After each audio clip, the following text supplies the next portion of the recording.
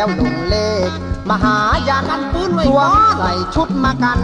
รองเท้ามันแวววาวัดโยแล้วไปกันไอเพื่อนเบอร์ไปกันเบอร์จีบสาวดีว่าอยู่ร้องโลนคนผมยาวรีบสาวเท้าเร็วไวการด่ามาคนเดียวคงจะเปลี่ยวเอกาที่เราก็เตรียมศรัทธา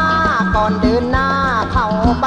มาดีอยู่เลยเฮ้ไอเพื่อนเบอร์วิธีเวอร์โยไหนเสื้อมั่งเลยตาผมทรงรากใส่ก่อนเข้าไปต้องแวบตายก็ไม่ว่าแต่ขออย่าเสียมาแต่งกายแล้วมันต้องเฉียบขาดเก๋ก็ชาดดังเพลดว่ามึงเล่าว่าเดินแล้วไม่ทันไรที่ตายเกือบนี้แนบเลยมวกพลิกขึ้นมาเผ็ดกลิ่นมันแปลกว่าขี้กว่าไงเราไว้เกลือชาเมื่อจังเสียไม่ได้เรื่องกูช้าอ่อนเพลียมึงช่วยเกียได้ไหมว่าแล้วเสร็จแล้วเร่ไปไอ้เบ้เราไปหาแม่สามไว้ด้วยหัวใจตุ้มตา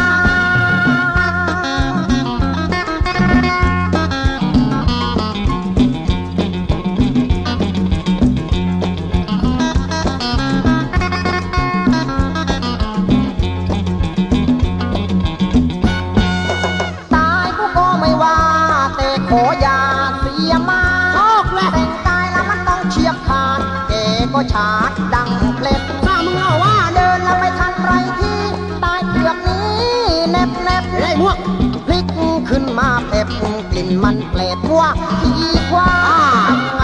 เราไว้เกลือเช็ดตามือจังเสียไม่ได้เรื่องกูช้าอ่อนเพลียมึงช่วยเกียได้ไหม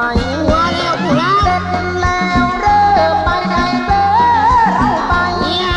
หาแม่สามไว้ด้วยหัวใจตุ้มตา